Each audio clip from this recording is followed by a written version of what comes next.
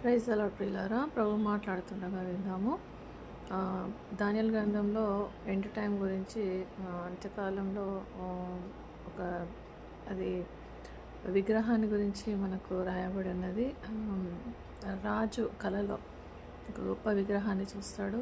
ఆ విగ్రహం తల బంగారు, షోల్డర్స్ బ్రాన్స్ అని, తర్వాత కాళ్ళ వరకు వచ్చేటప్పటికి, పాదాల వరకు వచ్చేటప్పటికి ఐరన్ అండ్ క్లే, ఇనుము మరియు మట్టి అని ఉంది. సో ఆ ఎండ్ టైంలో మనం ఉన్నామని ప్రభు తన సూచన ద్వారా కూడా తెలియజేస్తున్నాడు. ఎలా అంటే చూడండి, ఐరన్ అంటే లోకల్ పీపుల్, అంటే లోకల్లో ఎవరు ఉంటారో వాళ్ళు ఐరన్ లాగా గట్టిగా ఉంటారు.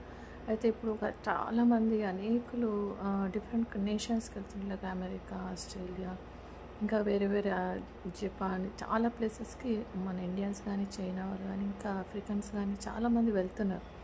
సో వాళ్ళు మట్టితో సమానం, ఎందుకంటే వాళ్ళు లోకల్ గారు కాబట్టి వాళ్ళు ఎప్పటికీ కలవరు. వీళ్ళ అలవాట్లు, వీళ్ళ కల్చర్, అదంతా ట్రెడిషన్స్, వీళ్ళ ఫుడ్ అదంతా కూడా వేరే ఉంటుంది. వాళ్ళు ఎప్పటికీ వాళ్ళలో కలవలేరు. కాబట్టి వీళ్ళు ఎప్పుడు మట్టిలాగానే ఉంటారు, వాళ్ళు ఎప్పుడు ఇనుములాగానే ఉంటారు, గట్టిగా ఉంటారు లోకల్ వాళ్ళు కాబట్టి. వీళ్ళు లోకల్, నాన్ లోకల్. సో వాళ్ళకున్న పవర్స్ వీళ్ళకుండవు, వాళ్ళకున్న రైట్స్ వీళ్ళకుండవు.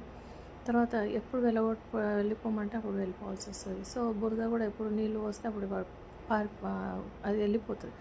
ఐరన్ అట్లా కాదు, ఎందుకంటే లోకల్ కాబట్టి. దేవుడు దీని ద్వారా కూడా మనకు ఇవి ఎండ్ టైమ్స్ అని తెలియజేస్తున్నాడు. ఎవరైతే ఆయా దేశాల్లో ఇమిగ్రేషన్ ద్వారా వెళ్ళడము, లేకపోతే ఇంకా ఏ రీతిగానైనా వెళ్ళినా కూడా అక్కడ వాళ్ళకు అంత పవర్ ఉండదు. ఎప్పటికీ వాళ్ళు నాన్ లోకలే, వాళ్ళు ఎప్పుడు మట్టితో సమానమే. సో ఇప్పుడు అంత్యకాలంలో ఉన్నాం కాబట్టి దేవుడు ఎప్పుడైనా రావచ్చు.